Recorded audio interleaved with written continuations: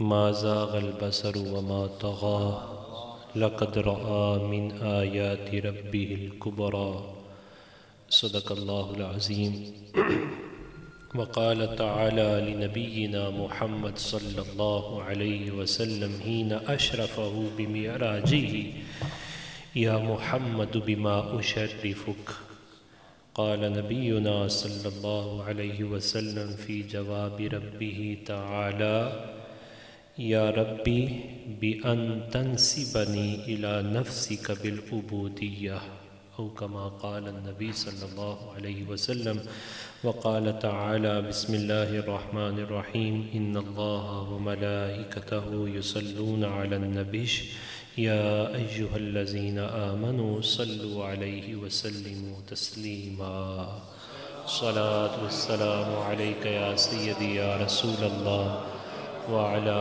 آلك وأصحابك يا سيدي يا سيدي يا حبيب الله سر لامکاں سے طلب ہوئی سر لامکاں سے طلب ہوئی سوئے منتہا وہ چلے نبی کوئی حد نہ ان کے عروج کی بلغ الللا بکمالہ یہی ابتدا ہے یہی انتہا ہے یہی فروغ جلوہ حق نما ہے کہ جہاں سارا چمک اٹھا کشفت تجا بجمالہ رخ مصطفیٰ کی روشنی یہ تجلیوں کی ہمہ ہمی کہ ہر ایک چیز چمک اٹھی حسنت جمیع خصالہ بلغ الللا بکمالہ کشفت تجا بجمالہ حسنت جمیع خصالہ معزز و محتشم حاضرین و سامعین السلام علیکم ورحمۃ اللہ وبرکاتہ آج کی یہ خوبصورت بزم جس عنوان کے ساتھ معنون ہے وہ نبی پاک صلی اللہ علیہ وسلم کی عظمتوں کا ایک عظیم باب معراج مصطفیٰ صلی اللہ علیہ وسلم ہے۔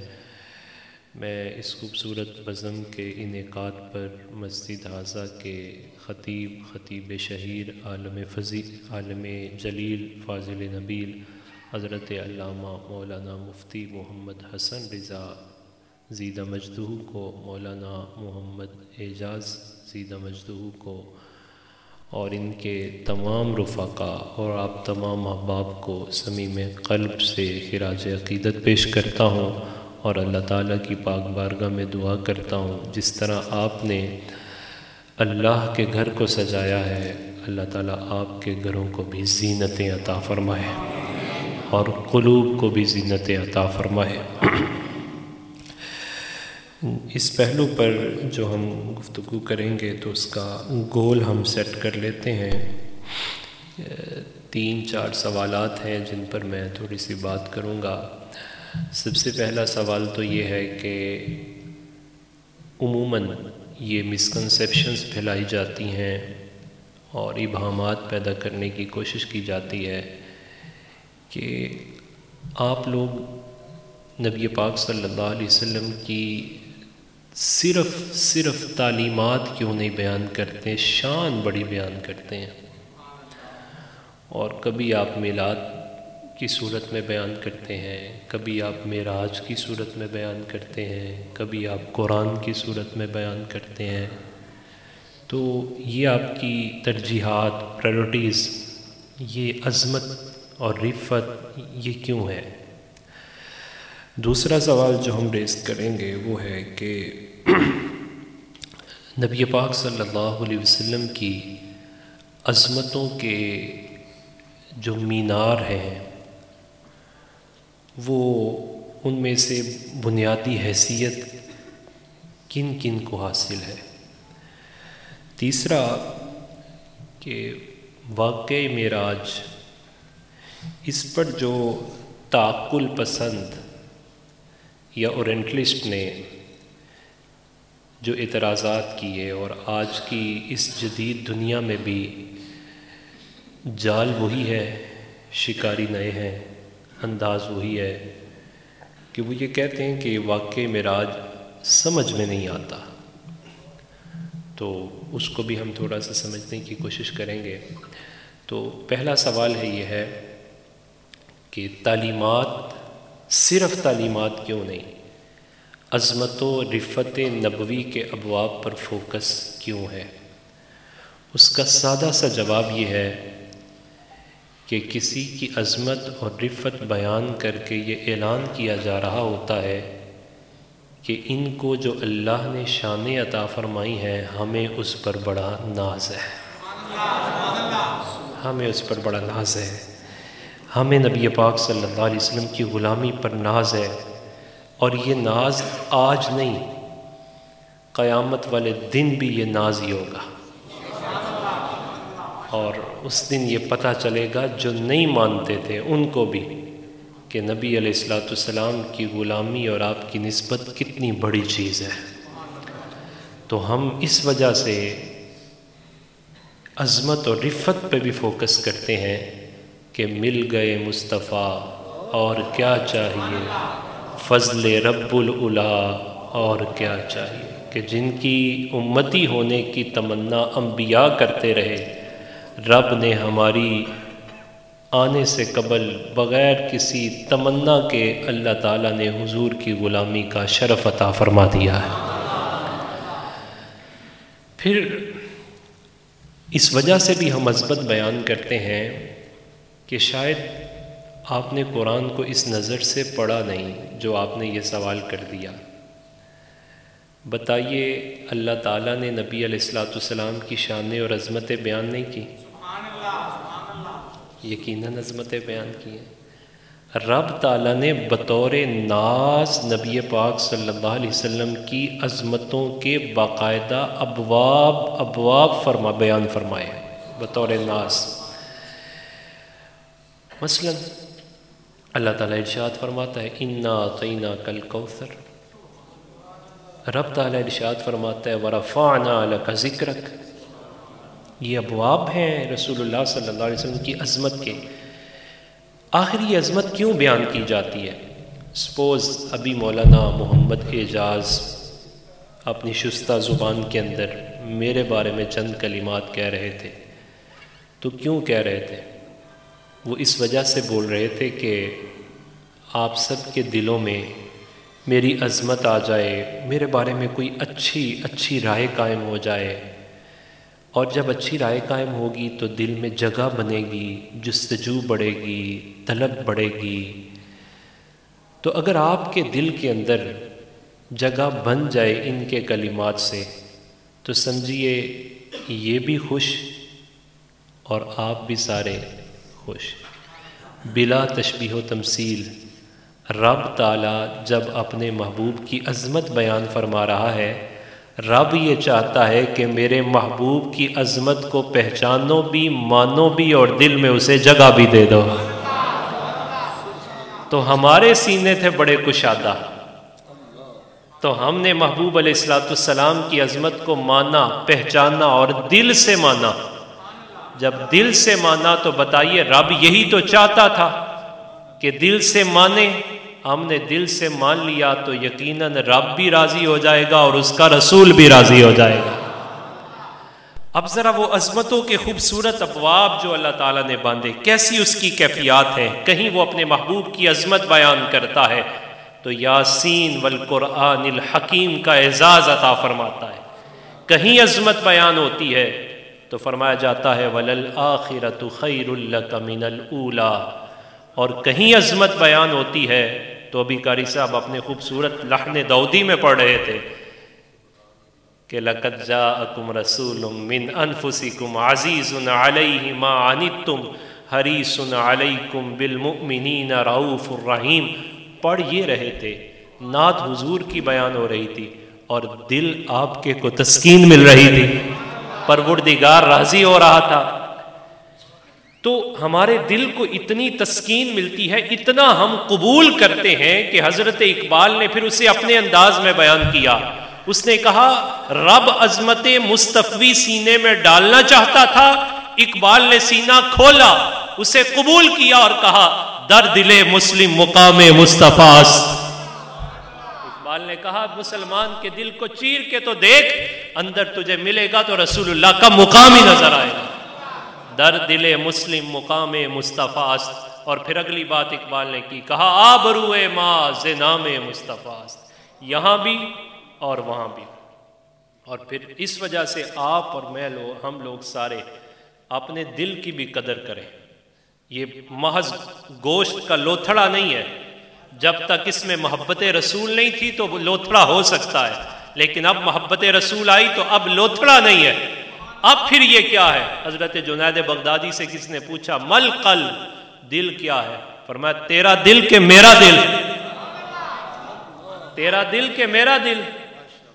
تو وہ خاموش ہو گیا، فرمایا مجھے پتا تو کہاں سے سوال کر رہا ہے، رہا تیرا دل گوشت کا لوتھڑا اور رہا میرا دل تو زبان دیا حضرت سلطان باہو نے، دل دریا سمندروں ڈونگے تے کون دلاں دیاں جانے ہوئے 14 طبق دلے دے اندر تمبو وانگ تانے ہو۔ یہ پھر اعلیٰ حضرت سے بھی کس نے پوچھا حضور آپ بتائیں یہ دل کیا ہے؟ آپ نے فرمایا جو آپ نے فرمایا وہ مجھے زیادہ پڑھنے کی ضرورت نہیں، آپ نے خود ہی پڑھ دینا۔ فرمایا دل ہے وہ دل جو تیری یاد سے معمور رہا، دل ہے وہ دل جو تیری یاد سے، یہ جو آپ کا دل ہے، آپ کیوں اتنے مسکرا رہے ہیں؟ کیسے چہرے کیوں چمک رہے ہیں؟ اس وجہ سے کہ میں آپ کے محبوب کی تعریف کر رہا ہوں، اس وجہ سے آپ چمک رہے ہیں۔ آپ کی زبانیں تر ہو رہی ہیں کہ جناب کیا بات کر دی آپ نے ہمارے نبی کی شان بیان کر دی جناب۔ اور یہ آپ صرف روایت نہیں ہے کہ مطلب آپ کوئی لفظوں سے یا کوئی خوش آمد ہے، نہیں، آپ کے محبوب کی تعریف ہے، آپ کے دل کو سکون پہنچ رہا ہے، اور اس سکون پہنچنے پر آپ میرے لیے اظہار محبت کر رہے ہیں۔ ذرا تصور کریں کہ جب میں آپ کے نبی کی شان بیان کروں، آپ کی کیفیت یہ ہے کہ آپ راضی ہو جاتے ہیں، تو جس نے وہ نبی عطا فرمایا ہے وہ کتنا راضی ہوگا؟ کیسے محبتوں کا اظہار کرنا ہے؟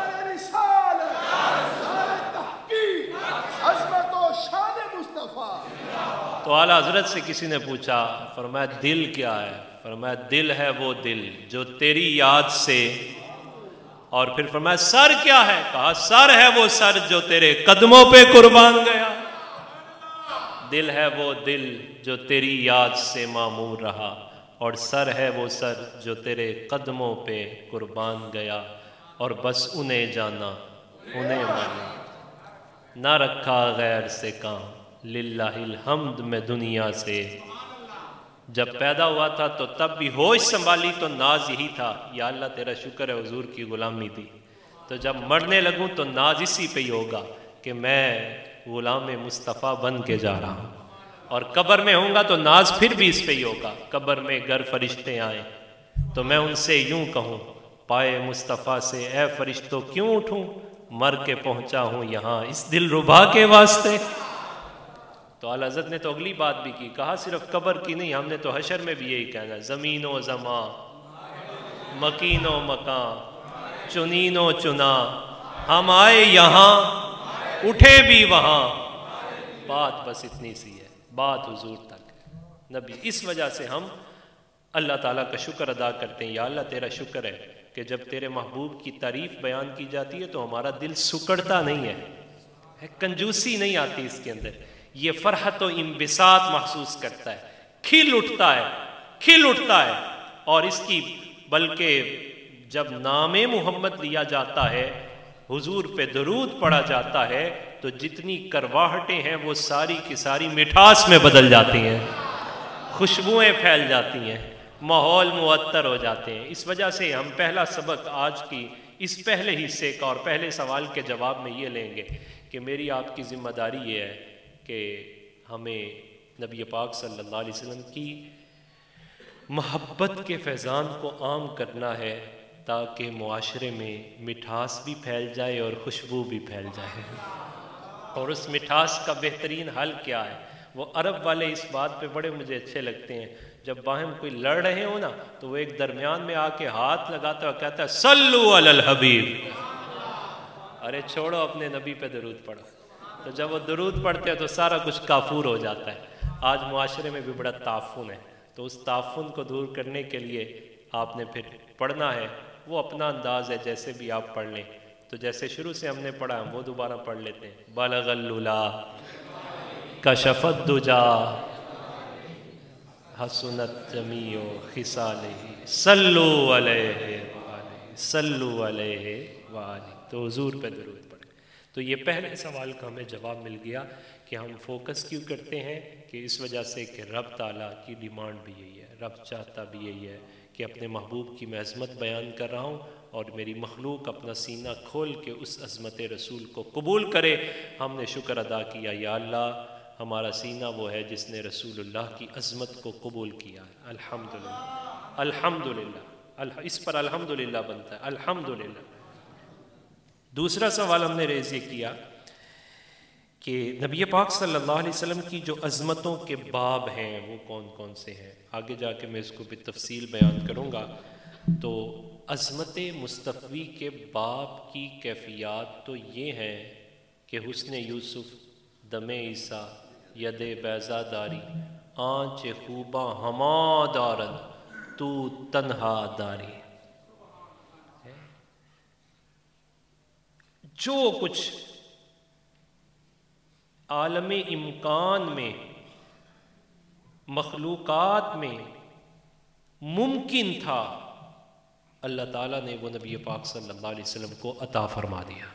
بس اتنی سی سادہ سی بات ہے۔ پھر ان میں سے جو مینارہ نور ہیں وہ تین چیزیں ہیں۔ ایک معجزہ شق قمر، دوسرا معجزہ ہے قرآن، اور تیسرا معجزہ ہے معراج۔ اور یہ معراج ہے میرا آپ کا عنوان۔ اب معراج میں ہوا کیا؟ تو یہ بھی عظمتوں کا ایک عجیب باب ہے کہ نبی پاک صلی اللہ علیہ وسلم نے شب معراج میں وہ جلوے دیکھے جو نہ آپ سے پہلے کسی نے دیکھے، نہ آپ کے بعد کوئی دیکھ سکے گا۔ ارے دیکھنا تو دور کی بات، کوئی حاشیۂ خیال میں بھی نہیں لا سکے گا۔ کیوں؟ اس وجہ سے کہ وہ منزل وہ تھی کہ دنا فتدلی فکان قاب قوسین او ادنا، یا تو جانے والا جانتا تھا یا لے جانے والا جانتا۔ وہ عظیم باب ہے عظمتوں کا کہ مصطفیٰ جہان رحمت صلی اللہ علیہ وسلم اس مقام پر فائز ہوئے، تو جب واپس آئے تو آپ نے یہ ارشاد فرمایا، رأیت ربی فی احسن صورہ، میں نے اپنے رب کو ویسے دیکھا جیسے دیکھا جا سکتا تھا۔ فی احسن صورہ کا ترجمہ نہیں ہو سکتا، رأیت ربی فی احسن صورہ۔ اور پھر رویت ایک ہے کہ آپ اور میں کسی چیز کو دیکھیں تو میں اور آپ بیان کریں، تو وہ کمال نہیں، جس چیز کو دیکھا ہے وہ خود بول پڑے۔ یہ کیسا عجیب باب ہے کہ ہوتا یوں ہی ہے، دیکھنے والا بیان کرتا ہے، لیکن شب معراج کا عجیب قصہ ہے، جس نے اپنا آپ دکھایا ہے وہ خود بیان فرما رہا ہے۔ کہا کہ ایسا دیکھا ہے کہ محبت کے تقاضوں کو اگر زینت دینا چاہتے ہو تو شب معراج دیکھو، اگر تم ادب کے پورے پیمانوں پر ادب کو تولنا چاہتے ہو تو شب معراج کا قصہ پڑھو، اور پڑھو قرآن، ما زاغ البصر وما طغى، ایسا دیکھا کہ دیکھنے کا حق ادا کر دیا۔ پھر تیسرا پہلو یہاں کہ اللہ تعالیٰ نے ان ساری کیفیات کو خود بیان فرمایا، جو رب تعالیٰ نے بیان فرما دیا۔ تو اب ہمارا تیسرا سوال آتا ہے کہ آج کے تعقل پسند بھی اور کل کے تعقل پسند بھی وہ یہی کہتے تھے کہ واقع معراج سمجھ میں نہیں آتا۔ کوئی اٹھا تو اس نے کہا نہیں نہیں خواب ہے، کسی نے کہا نہیں نہیں روح ہے، کس نے کہا نہیں نہیں یہ تو محض کچھ تخیلات ہیں اور ان کا ایک اجتماع ہے اور اس کی ایک صورت کو بیان کر دیا گیا ہے۔ تو اب ہم اگر دو جہتوں سے جواب دینا چاہیں تو اس کی جہتیں دو ہیں، ایک ہے اہل ایمان کو جواب اور دوسرا ہے اس بے ایمان کو جواب۔ اگر اہل ایمان کا جواب ہو تو اس کے لیے پہلا جواب یہی ہے کہ یہ نبی پاک صلی اللہ علیہ وسلم کا معجزہ ہے، اور معجزے کو عقل پہ تولا आजज़ अल-बशरु बिबयानिही व बिबयानी कमालिही व बिकमालिही, कि बशरियत उसको बयान करने से भी आजिज़ आ जाती है, उसके कमाल के बयान से भी आजिज़ आ जाती है, बल्कि खुद कमाल से भी आजिज़ आ जाती है। तो फिर क्यों बयान करते हो? हज़रत हसन ने कहा माई मदहतु मुहम्मदन बिमक़ालती वलाकि मदहतु मक़ालती बिमुहम्मदा, इस वजह से कि हुजूर की शान वो है कि बयान हम हुजूर की शान करते हैं, कद अल्लाह हमारा बढ़ा देता है, कबूल अल्लाह ताला हमें फरमा लेता है। तो ये मोजज़ा है। अब मोजज़ात ये क्यों दिखाए जाते हैं?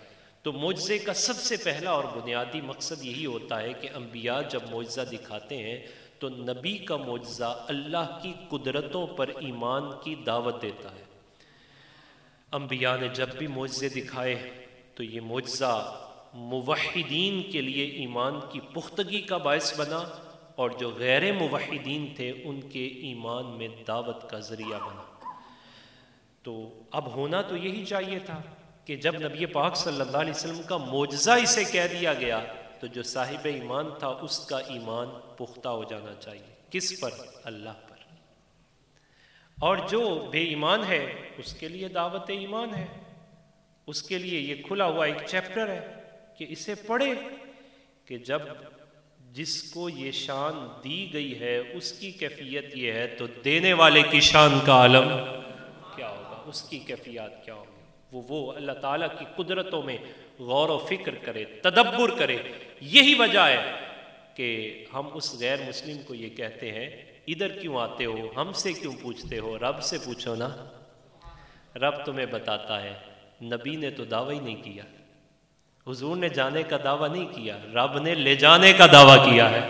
तभी तो उसने फरमाया सुबहानल्लज़ी अस्रा बि अब्दिही लैलम मिनल मस्जिदिल हरामी इलल मस्जिदिल अक्सा। तो जिसकी तरफ से दावा है वो इब्तिदाई यहाँ से कर रहा है सुबहान, जो भी तशकीक, जो भी मिसकंसेप्शन, जो भी तुम्हारे अंदर पैदा होगा उस तमाम से वो पाक है।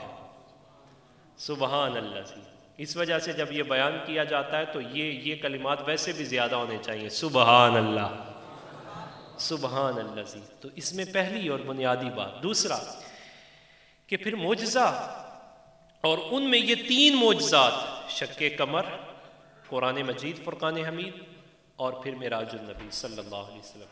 फिर उनमें ये दो मोजज़ात, कुरान और मिराजुल नबी सल्लल्लाहु अलैहि वसल्म, ये मोजज़े नहीं है कि जो दिखाए और ख़त्म हो गए। और फिर ये वो मोजज़े भी नहीं है। उमूमन मोजज़ा उसकी तस्दीक तब की जाती है जब देखा जाए। न कुरान उतरते देखा, न मुस्तफ़ा को जाते देखा, तस्दीक फिर भी हमारे पास है। तो किसी गैर ने सवाल किया आपके पास क्यों है? हमने कहा इस वजह से कि सिद्दीक हमारे पास है ना, इस वजह से कि सिद्दीक हमारे पास है। जनाब सैयदना सिद्दीक़ अकबर रज़ी अल्लाह तआला अन्हु के पास वो अबू जहल गया और जाके कहा फलां फलां एक शख्स ऐसा दावा करता है, आपका क्या ख्याल है? तो कहा पहले ये बता कहा किसने है, कहा किसने है? तो जब कहा वो जनाब मोहम्मद सल्लल्लाहु अलैहि वसल्लम, कहा ये तो बात छोटी है, अगली बात भी कर, अगली बात भी कर। तो सिद्दीक तस्दीक से तस्दीक पाई, तस्दीक की और सदाकत पे मोहर लगवाई। इससे ये पता चला कि उमूमन मोजज़ा वो होता है जिसे देख के तस्दीक की जाती है। ये हुजूर का वो मोजज़ा है कि बिन देखे इसकी तस्दीक की जाएगी। लिहाजा अहले ईमान उसे अपने अकल के तराजू पे नहीं तोलेगा। वैसे भी तेरी अकल इतनी छोटी है, अगर एक झटका लगे तो अकल ठिकाने नहीं रहती, और तू जाके जफ्फा वहां लगाना चाहता है जिसकी इब्तिदा ही वो ये फरमाता है सुबहानल्लज़ी अस्रा बि अब्दी लैलम मिनल मस्जिदिल हराम, जिसके बारे में वो खुद बयान फरमाता है दना फतदल्ला फकान क़ाब क़ौसैनी औ अदना।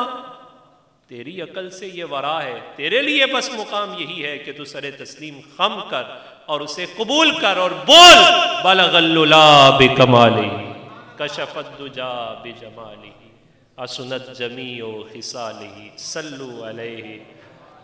ये दो मोजज़े ये दिखाए नहीं है और तस्दीक मौजूद है। फिर ये वो दो मोजज़े हैं कि मोजज़ाते जारिया, कि इनके अंदर एक तसलसल है کنٹینیوٹی ہے، یہ کبھی بھی ختم نہیں ہوں گے، یہ ختم نہیں ہوں گے، اور نہ ہی کوئی ان معجزات کو کراس کر سکے گا، اور نہ ہی ان سے آگے کوئی چیز پیش کر سکے گا۔ سائنس دائیں بائیں اوپر نیچے جہاں مرضی ہو جائے، وہ ان معجزات کی کنوں کو بھی نہیں پا سکتی۔ کیوں؟ اس وجہ سے کہ یہ معجزات جاریہ ہیں۔ نبی پاک صلی اللہ علیہ وسلم نے جو قرآن کا معجزہ عطا فرمایا، تو یہ وہ معجزہ نہیں کہ دکھایا اور اس وقت باب ختم ہو گیا، بلکہ حضور نے یہ دکھایا، ہاتھوں میں تھمایا، اور قیامت تک آنے والی نسلوں کے سینوں میں اسے محفوظ فرمایا ہے۔ کوئی لاکھ کچھ کرتا رہے، جو اس سے ہوتا ہے وہ کرتا رہے، اللہ نے اسے وہاں محفوظ کیا ہے جہاں سے نہ کوئی جلا سکتا ہے، نہ کوئی نکال سکتا ہے۔ یہ وہ معجزہ جاریہ ہے۔ پھر دوسرا پہلو اس کا کہ معجزات جاریہ میں اگر ہم دیکھتے ہیں تو مفسرین نے ایک اور خوبصورت بات یہاں فرمائی۔ وہ فرماتے ہیں کہ معجزات جاریہ میں دوسرا معجزہ ہے معراج النبی صلی اللہ علیہ وسلم کا، اور یہ جو معراج النبی صلی اللہ علیہ وسلم کا یہ معجزہ ہے، یہ معجزہ تو شروع ہی ختم نہ ہونے کے لیے ہوا ہے، شروع ہی ختم نہ ہونے کے لیے ہوا ہے۔ تو پھر یہ کیا ہے؟ کہا اس کا تسلسل دیکھنا ہے تو یوں دیکھو، وَلَلْآخِرَةُ خَيْرٌ لَكَ مِنَ الْأُولَىٰ۔ پھر اس کا مزید تسلسل دیکھنا چاہتے ہو تو قیامت میں دیکھنا، وَلَسَوْفَ يُؤْتِيكَ رَبُّكَ فَتَرْضَىٰ۔ اور دیکھنا چاہتے ہو تو پھر اس مقام پہ آ کے دیکھنا، عَسَىٰ أَن يَبْعَثَكَ رَبُّكَ مَقَامًا مَحْمُودًا۔ وہاں پھر اوصاف بیان کیے جائیں گے اور اس کو خاص ذکر کیا جائے گا۔ معجزات جاریہ ایسا ہے کہ جس کی کنوں کو نہیں پایا جا سکتا، اور نبی پاک صلی اللہ علیہ وسلم نے وہ معجزہ عطا فرمایا کہ قیامت تک کی ٹیکنالوجی وہ ہار جائے گی، اور مصطفیٰ کریم علیہ السلام کی اس معجزے کا اعجاز پھر بھی باقی رہے گا۔ اب ذرا تھوڑا سا اس کو اس طرف چلتے ہیں کہ یہ جو لوگ کہتے ہیں سمجھ میں نہیں آتا، تو ایک جواب تو یہ آ گیا کہ یہ سمجھنے والی چیز ہے۔ یہ کون سی چیز ہے؟ ایمان والی۔ اس پر ایمان ہے، جس کا ایمان ہے وہ شکر ادا کرے۔ جس نے سمجھنا چاہا وہ نہیں سمجھ سکا، کیوں؟ اس وجہ سے کہ اس نے کوئی اعتراض نئے نہیں کیے۔ اعتراض نئے نہیں ہے۔ ذرا تھوڑا سا چلتے ہیں قرآن پاک کی طرف، کہ جب انبیاء معجزے دکھاتے ہیں تو اس طرح کی قوم اس وقت بھی پیدا ہوتی تھی، انہوں نے کہا یہ نہیں ہو سکتا، بعد والوں نے بھی کہا، عقل پسندوں نے نہیں کہا۔ ان میں سے ایک بڑا معجزہ تھا جناب سلیمان علیہ السلام کا، کہ جب حضرت سلیمان علیہ السلام کو رب تعالیٰ نے یہ اجازت دے دی کہ آپ جہاں جانا چاہیں تو اب گھوڑے چھوڑ دیجئے، وہ گھوڑوں کی وجہ سے ایک معاملہ ہو گیا ہے، اب آپ کو ہوا آپ کے لیے مسخر فرما دی گئی، اب آپ جہاں جانا چاہیں ہوا کو حکم دیں آپ کے تخت کو اٹھائے، 80 من کا تخت ہے، اور اسے اٹھائے اور جہاں مرضی لے جائے۔ اب ذرا آج کی دنیا سے تھوڑا سا پیچھے جائیے، صرف 200 سال، تو کیا یہ تصور ہو سکتا تھا کہ 80 من ہوا میں اڑا ہو؟ بالکل بھی تصور نہیں تھا۔ وہ تعقل پسند یہاں پھنس گئے، انہوں نے کہا یہ کیسے ہو سکتا ہے، لوہا بھی بڑا اڑتا تھا، یہ تو کہانی لگتی ہے، اس کا حقیقت کے ساتھ کوئی تعلق نہیں ہے۔ لیکن جب 200 سال واپس آپ آ جائیں تو آج 80 کیا 500 ٹن بھی اڑتا ہوا نظر آتا ہے کہ نہیں آتا ہے؟ نظر آ رہا ہے۔ جو کل نہیں مان رہے تھے تو آج ماننا پڑا کہ نہ ماننا پڑا؟ آج پریشان ہے، مان گئے، اچھا آج بلکہ مانتے کیا خود بھی جاتے ہیں، اور بلکہ صرف یہاں تک نہیں جاتے بلکہ اتنی اوپر چلے جاتے ہیں، اناؤنس ہوتا ہے کہ آپ 34,000 فٹ کی بلندی پر ہیں تو بڑے خوش ہوتے ہیں۔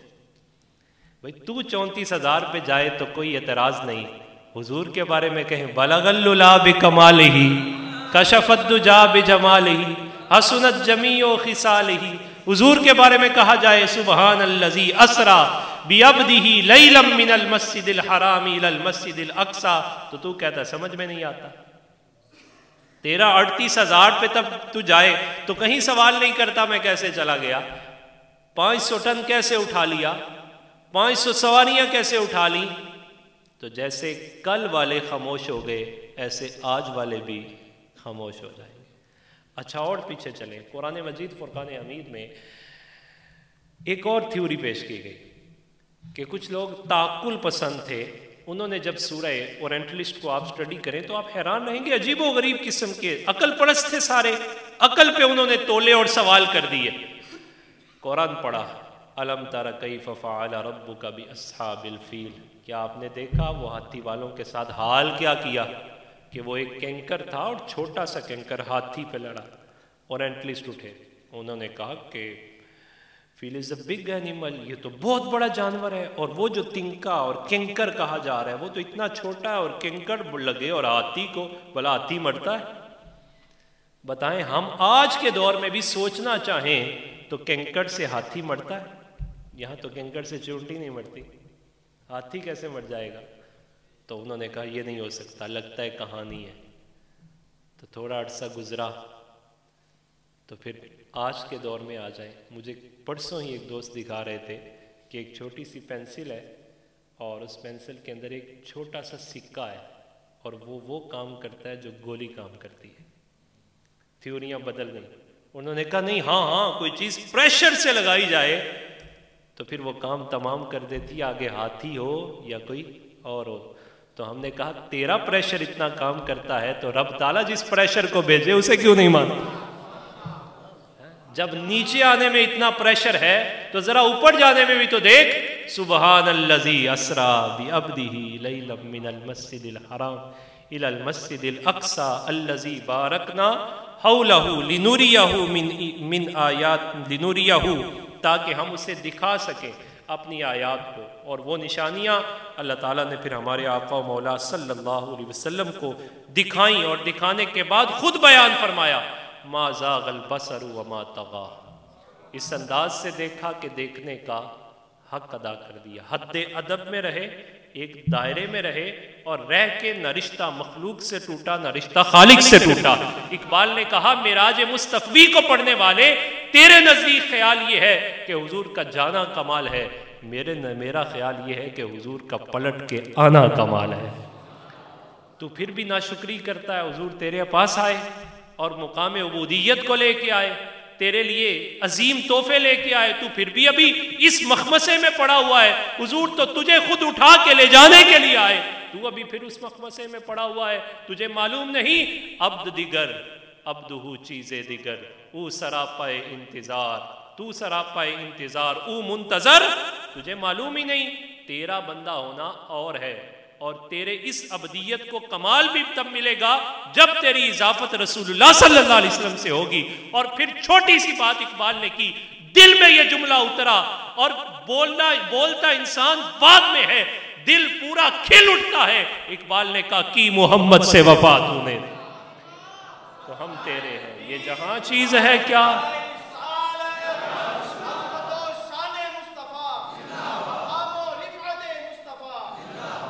اور یہ بات تو نوریوں کو سمجھ نہیں آئی، تو خاکی ہو کے کہاں چھلانگ لگانا چاہتا ہے؟ آج ذرا جناب جبریل کے پاس، حضور اکرم صلی اللہ علیہ وسلم کو نوریوں کا سردار اس مقام تک لے کے جانے لگا، تو جب اس مقام سدرۃ المنتہا پہ پہنچا تو رک گئے، کہا لو دنوت انملۃ لحترقت، حضور اگر ایک بال برابر بھی آگے بڑھا تو لحترقت، میں جل جاؤں گا، میں جل جاؤں گا۔ اب حضور آگے کے راستے آپ جانتے ہیں، آگے کی کیفیات سے آپ آگاہ ہیں، اور وہ کیفیات کسی کہنے والے نے بڑے خوبصورت انداز میں بیان کی اور اسے آپ سنتے بھی ہیں۔ میرا وقت بھی تام ہے تو میں اسی پر بات کو اپنی کو ختم کروں گا، اور یہ آپ کے دلوں کی حقیقی ترجمانی بھی ہوگی کہ حدود طائر سدرہ،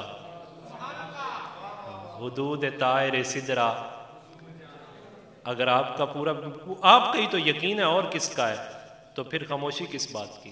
حدود طائر سدرہ، کہاں ہے عرش معلیٰ، انہیں خبر ہے، کہیں سے پڑھو درود ان پر کہ تمام دہر کا نقشہ، تو پھر مل کے پڑھ لیں بلغ العلا بکمال کشف الدجا حسنت جمیع صلو علیہ، پہنچ کے سدرہ پہ روح الامی کہنے لگے کہ یہاں سے آگے کا رستہ نہیں، تھوڑی سی اس میں تبدیلی کر لیں، رک جائیں، یہاں توقف کریں، یہاں سے آگے کا رستہ हुजूर आप जानते हैं। वो नूरियों का सरदार कह रहा है हुजूर आप जानते हैं, यहाँ से आगे का रास्ता हुजूर आप जानते हैं। और क्या ही कमाल बात हज़रत आज़म चिश्ती ने की, उन्होंने अजीब अकीदा बयान किया। वो कहने लगे कि ये मसला नबी अलैहिस्सलाम के लिए भी भला कोई मसला है। और उन्होंने अपना अंदाज बयान किया, उन्होंने कहा ऐसा कोई महबूब ना होगा ना कहीं है? बैठा है चटाई पे मगर अर्शे नशी है, तू चाहे तो हर शब हो मिसाले शब असरा। क्यों? इस वजह से कि हुजूर तो जब वहां से आए कि कैफियत ये है, हुजूर फरमाते कुन्तु नबिय्यन व आदम बैनल माई वत्तीन। और फिर जनाब जाबिर ने सवाल किया कि हुजूर सबसे पहले अल्लाह ने किसके नूर को पैदा किया? तो हुजूर ने फरमाया रब ताला ने सबसे पहले तेरे नबी के नूर को पैदा फरमाया है। तो वो तो वहां से उनके लिए ये कैफियत क्या है? तो आज़म चिश्ती ने तो कमाल कर दी, कहा तू चाहे तो हर शब हो मिसाले शब असरा, तेरे लिए 2-4 कदम अर्शे बरी है। क्यों? इस वजह से कि तेरा मुबय्यिन खुद रब ताला है। और ये फरमा रहा है सुबहान अल्लज़ी असरा बि अब्दिही लैलम मिनल मस्जिदिल हराम इलल मस्जिदिल अक्सा। अल्लाह ताला की पाक बारगाह में दुआ है, मैंने 30 मिनट तक कोशिश की है कि ख़त्म हो जाए, तो उम्मीद है कि 30 मिनट ही हुए होंगे। अल्लाह ताला मेरी आपकी हाज़िरी को कबूल फरमाए। 3 बातें हमने की। पहली बात कि हम तालीमात के साथ साथ अज़मत रसूल मुजस्सम रसूल अकरम सल्लल्लाहु अलैहि वसल्लम को बयान करते हैं, इस वजह से कि हमारे रब की ये डिमांड है और हम शुक्र अदा करते हैं कि हम उस डिमांड पर पूरे हैं। आप यहाँ बैठ के मेरे बाप का तज़किरा करें, मेरे आबा का तज़किरा करें, मैं आपके बाप दादा का तज़किरा करूँ, आप जो खुश हैं आप बिल्कुल भी खुश नहीं होंगे, नाराज़ हो जाएंगे। मैं आपकी तारीफ़ करूँ, आपकी करूँ, नाराज़ हो जाएंगे। आप क्यों खुश हैं? इस वजह से कि मैंने आपके महबूब की तारीफ़ की है ना, आपके महबूब की तारीफ़ की है। हमें किसी की तारीफ़ पर कोई इतनी खुशी नहीं होती, लेकिन जब हुजूर की कोई तारीफ़ करता है तो फिर सारे ही ये तारीफ़ हुजूर है जो खुशियों पे इकट्ठा करती है। इसी पर हमने पैगाम काम किया था। हुजूर का तज़किरा जितना आम होगा खुशियाँ उतनी बिखरेंगी, इज्तिमा उतना पैदा होगा, मोहब्बत उतनी आम होगी, इत्तेफाक उतना ज़्यादा होगा। ये कैसे हो सकता है? दिल ब महबूब हिजाजी बस्ताएम, कि जब महबूब से दिल लगाया जाए तो दिल कट जाए। दिल जोड़ना चाहते हो तो जगह एक है कि दिल हुजूर के साथ लगा लो। इकबाल ने कहा दिल ब महबूब हिजाजी बस्ताएम जी जहत बयक दिगर पे बस्ताएं, कि हम जुड़ना चाहते हैं तो हुजूर की बारगाह हमें जोड़ेगी। दूसरा हमने ये बात की कि नबी पाक सल्लल्लाहु अलैहि वसल्लम की अज़मतों के जो बड़े बड़े बाब हैं उनमें से एक बाब शक्के कमर है, एक कुरान है और तीसरा मेराज है। तीसरी हमने इस बात पर बात की कि ताकुल पसंद कल भी नहीं मान रहे थे वाक़ियाए सुलेमान को सुनकर और वाक़ियाए फ़ील को सुनकर, तो न माना। बिलाखिर जब वो वाक़या हकीकत की सूरत में आ गया तो अब उन्हें छुपने को जगह नहीं मिल रही। तो जिन्होंने ये भी नहीं माना, टेक्नोलॉजी बढ़ती चली जा रही है और वो छुपते चले जा रहे हैं। रही हुजूर की ज़ात तो वो बढ़ती चली जा रही है और निखरती चली जा रही है। वमा